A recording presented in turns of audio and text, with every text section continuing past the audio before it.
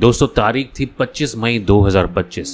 जगह कर्नाटक के विजयपुरा ज़िले का मनगुली इलाका। पुलिस को करीब 9:30 बजे पता चलता है कि वहाँ पर एक कैनरा बैंक की ब्रांच है और उस कैनरा बैंक की ब्रांच में एक बहुत बड़ी चोरी हुई है। और ये चोरी गोल्ड की थी, सोने की चोरी। और ये सोने की चोरी इतनी बड़ी चोरी थी कि जितनी हिंदुस्तान में सोने की चोरियां हुई हैं, बड़ी चोरियों में से एक में उस लिस्ट में ये भी चोरी शामिल होगी, क्योंकि इस चोरी में करीब 59 किलो सोना जो है चुराया गया था, जिसकी कीमत करीब 53 करोड़ रुपए है। पुलिस जब आती है वहाँ पर देखती है, प्राइमा फेसी इन्वेस्टिगेशन करती है, एविडेंसेस इकट्ठे करती है। जब पुलिस को वहाँ पर एक चीज़ मिलती है जो बहुत ही सरप्राइजिंग एलिमेंट था पुलिस के लिए। वो क्या चीज़ थी दोस्तों? वो थी एक काली गुड़िया जिस पर सिंदूर, हल्दी और भी बहुत सारी चीज़ें जो आमतौर पर जादू टोने के लिए इस्तेमाल होती हैं, वो चीज़ें उस गुड़िया के ऊपर लगी हुई थी। और भी वहाँ पर कुछ ऐसी सामग्री बिखरी हुई थी जिसको देखकर लग रहा था कि यहाँ पर कोई जादू टोना किया गया है। अब कहानी में आगे बढ़े इससे पहले मैं आपको ये बता दूं कि तमिलनाडु और केरल में पहले ऐसी चोरियां हुई हैं जहां पर पुलिस को काली गुड़िया मिली थी। तो पुलिस को ये लगता है कि शायद ये चोर जो हैं वहीं के हैं, तमिलनाडु या केरल के, क्योंकि चोरी की जो मोडस ऑपरेंडी थी, मतलब कि जो चोरी करने का तरीका था, लगभग सेम था। लेकिन एक चीज़ अलग थी, वो ये थी कि वहाँ पर जो लॉकर था उसको काटने के लिए कोई गैस कटर या इस तरह का औजार पुलिस को वहाँ पर नहीं मिला। अब इस बात से पुलिस का माथा ठनकता है। उनको लगता है कि शायद जो चोरी करने वाला है इंसान, वो शायद बैंक का कर्मचारी हो सकता है, कोई ऐसा आदमी हो सकता है जिसको लॉकर और सारी चीज़ों के बारे में जानकारी थी। अब पुलिस इस बारे में जांच करना शुरू करती है। 8 टीमें बनाई जाती हैं जो अलग अलग तरह की इन्वेस्टिगेशंस करती हैं। जैसे एक टीम वहाँ पर जितने भी कॉल्स रिकॉर्ड हैं उस एरिया के, उनको खंगालने का काम करती है मोबाइल टावर से। कोई टीम जो बैंक कर्मचारी हैं उनके पूरे बायोडाटा, उनकी पूरी कुंडली निकालती है। एक टीम वहाँ पर उस एरिया के सीसीटीवी चेक करती है, क्योंकि जो बैंक के सीसीटीवीज थे उनके जो रिकॉर्डिंग थी वो भी चोर अपने साथ ले गए थे। तो ये सारी चीज़ें चेक करती है, लेकिन पुलिस को फिलहाल कोई भी ऐसा सबूत, कोई भी ऐसी सफलता नहीं मिल रही थी जिससे कि वो चोरों तक पहुंच सके। लेकिन एक चीज़ पुलिस को मिलती है। एक सीसीटीवी कैमरा में एक चीज़ कैद होती है कि एक इनोवा गाड़ी बैंक के पास आती है और वापस टर्न लेकर चली जाती है। ये चोरी से एक दिन पहले की बात है। और फिर चोरी के बाद एक दिन बाद और ये जो गाड़ी है एक बार फिर दिखाई देती है। तो पुलिस को इस गाड़ी पर थोड़ा सा डाउट होता है, क्योंकि अक्सर देखा जाता है कि चोरों तक पुलिस या तो फ़ोन रिकॉर्ड्स के जरिए पहुंचती है, या फिर चोरी का सामान जब गाड़ियों में ले जाया जाता है तो गाड़ियां नंबर की वजह से गाड़ियां ट्रेस हो जाती हैं, किसी न किसी सीसीटीवी कैमरे में कैद हो जाती हैं। तो पुलिस भी इसी चीज़ की तलाश में थी, कहीं कुछ ऐसा सुराग मिल जाए जिससे कि चोरों तक पहुँचा जा सके। तो वो जो गाड़ी जो यू टर्न लेके गई थी, उस गाड़ी को पुलिस जब उसकी डिटेल निकालती है, उसको ट्रेस करती है, तो गाड़ी एक आदमी के नाम पर मिलती है जिसका नाम विजय कुमार मिरियाला था, और वो इसी बैंक में जॉब करता था as a manager, branch manager इसी बैंक में जॉब करता था। अब पुलिस को पहले तो लगता है कि कोई बात नहीं, किसी काम से आया होगा, लेकिन जब कोई और सुराग पुलिस को नहीं मिल रहा था तो पुलिस ने उस बैंक मैनेजर को उठा लिया। उसके बाद उससे सख्ती से पूछताछ की गई, तब उसने बहुत सारी इंफॉर्मेशन पुलिस को दी। उसने बताया कि बैंक जो है उसी ने लूटा है। तब पुलिस ने जब उससे पूछा कि भाई तुमने बैंक कैसे लूटा, कैसे सारी प्लानिंग की और कैसे तुम अब तक बच गए, तो वो कहानी पूरी की पूरी पुलिस को बताता है।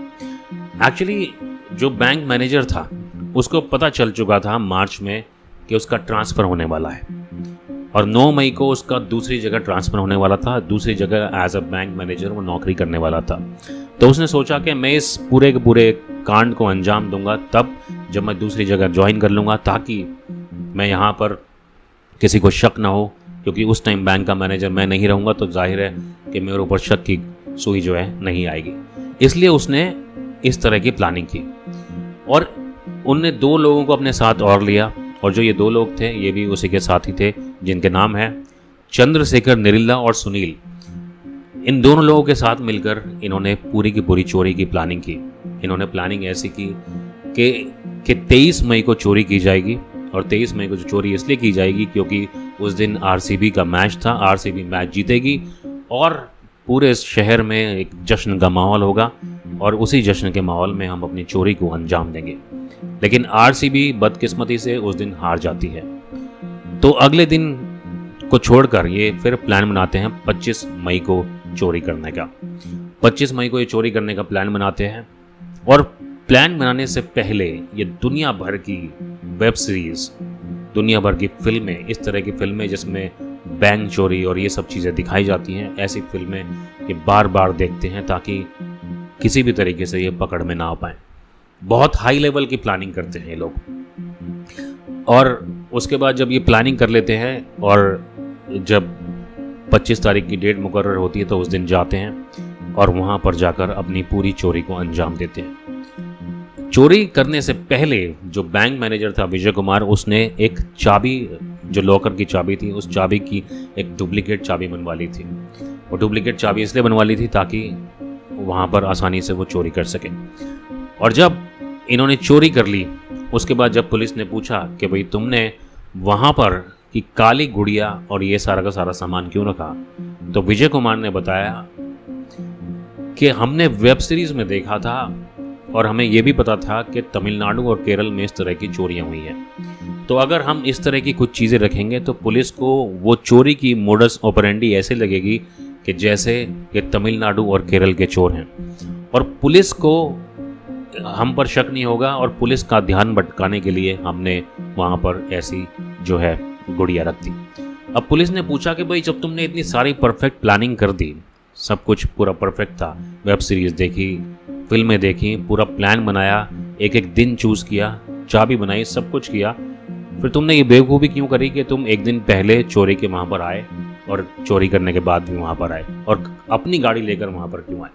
तो विजय कुमार ने बताया कि वो चोरी से पहले एक बार उस जगह को देखना चाहता था, उस जगह की रेकी करना चाहता था, ये सुनिश्चित करना चाहता था कि वहाँ पर सब कुछ ठीक है, कहीं वहाँ पर कुछ चीज़ें बदल तो नहीं गई, जैसा पहले था वैसे ही सब कुछ है। इसलिए उसने वहाँ पर एक दिन पहले विज़िट किया।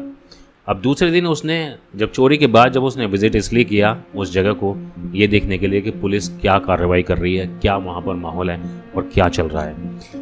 लेकिन इतनी प्लानिंग करने के बावजूद, इतनी वेब सीरीज़, फिल्में और इतनी एक्सपर्ट प्लानिंग करने के बावजूद भी वो एक छोटी सी गलती कर बैठा, जिससे उसके ऊपर पुलिस को शक हो गया।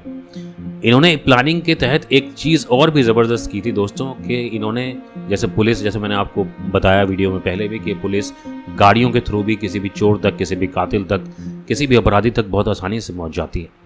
लेकिन इन्होंने जो चोरी का सामान यानी कि सोना जो ले जाने का प्लान बनाया था, वो प्लान ऐसे बनाया था कि वो ट्रक में ले जाएंगे और ट्रक में ही 2 टू व्हीलर रखेंगे ताकि वो टू व्हीलर कहीं से भी ट्रेस ना हो सके, और बाद में उन ट्रक में से उन दोनों टू व्हीलर्स को उतार लिया जाएगा और वो वहाँ से निकल जाएंगे। क्योंकि अक्सर देखा जाता है कि चोरी का सामान जब गाड़ियों में जाता है तो गाड़ियाँ आसानी से ट्रेस हो जाती हैं, ट्रक से किसी को शक नहीं हुआ, इसलिए उन्होंने ट्रक का इस्तेमाल किया।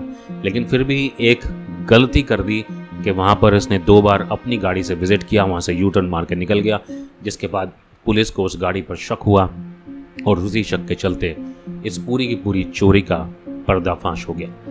जो काली गुड़िया थी वो इन्होंने सिर्फ पुलिस का ध्यान भटकाने के लिए, ताकि एकदम पुलिस जब आए तो उनको एकदम कोई एविडेंस ना दिखे और काली गुड़िया देखकर, जादू टोना देखकर उनका दिमाग थोड़ा अलग तरीके में, कोई अलग डायरेक्शन में, कोई अलग दिशा में चला जाए, इसलिए उन्होंने वहाँ पर काली गुड़िया रखी थी। तो दोस्तों ये थी कहानी 59 किलो सोने की चोरी की, जिसकी कीमत थी करीब 53 करोड़ रुपए। अभी पुलिस ने करीब 10 करोड़ रुपए के जो सोने का जो मटेरियल है वो उनकी जब्त कर लिया है, उनसे रिकवर कर लिया है। लेकिन बहुत सारे जो सोने का मटेरियल है यानी कि जो भी आभूषण है, उनकी शक्ल काफ़ी चेंज हो चुकी है, उनको किसी और कोई और शक्ल दे दी है, कोई और रूप दे दिया है, उनको पिघलाकर कुछ और बना दिया गया है। लेकिन अभी तक 10 करोड़ रुपए के आसपास की जो रिकवरी पुलिस ने कर ली है। तो दोस्तों इस कहानी में इतना ही। आपके कोई सुझाव हो तो कमेंट सेक्शन में ज़रूर दीजिए। नमस्ते।